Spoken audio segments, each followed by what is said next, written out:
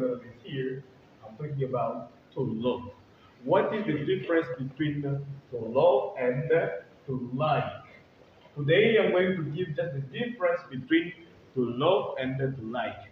By the way, to love means in French aimer. But once we talk about to like, it means also aimer. But in French, we can say to like means also apprécier. You understand? It means that you can like something or you can appreciate it. But once I say I love someone, you see, I love you love it with your own heart. You get you love it with your own heart. Even you love something, but with your own heart.